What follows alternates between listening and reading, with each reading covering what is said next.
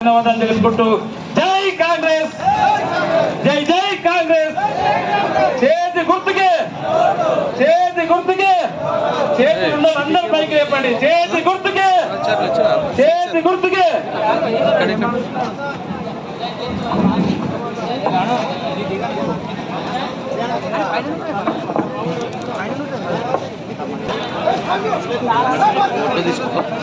ఈరోజు మీడియా మిత్రులకు తెలియజేయవస్తున్నాను. ఈరోజు బషీరాబాద్ లో ఎంపీ రంజిత్ రెడ్డి అన్న గారి దగ్గర మాట్లాడనికపోవడము, మన యొక్క బషీరాబాద్ లోకల్ నాయకులే ఈ రోజు మనకు స్థానికంగా మాట్లాడకపోవడము చాలా దురదృష్టకరంగా నేను భావిస్తా ఉన్నా. ఈ రోజు మనస్తాపానికి గురై చెప్తా ఉన్నా. ఇంతకు ఈ రోజు రైలు సమస్య కొరకై మాట్లాడడానికి ఒక అవకాశం ఇవ్వని ఎంపీ రంజిత్ రెడ్డి అన్న గారు కానీ అన్న మీడియా మిత్రులు అందరు రావాలి, దయచేసి రావాలి. మీడియా మిత్రులు అందరూ కూడా మా యొక్క సమస్యను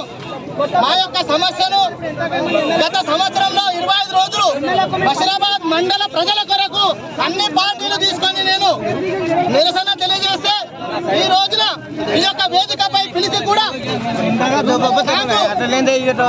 మాట్లాడడానికి పోవడం చాలా దురదృష్టకరం.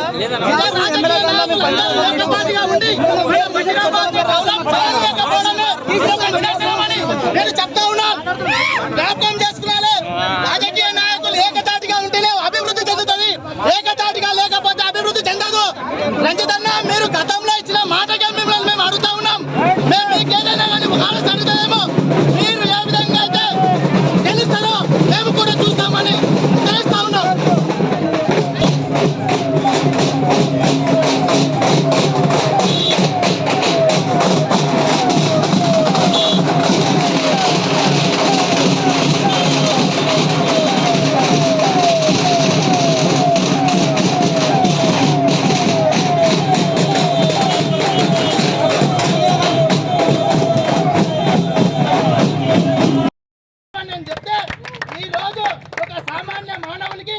గొంతు నొక్కడానికి ప్రయత్నం చేసిన మన యొక్క కార్యకర్తలు, మన యొక్క ఉన్న నాయకులే ఈ యొక్క నిదర్శనము.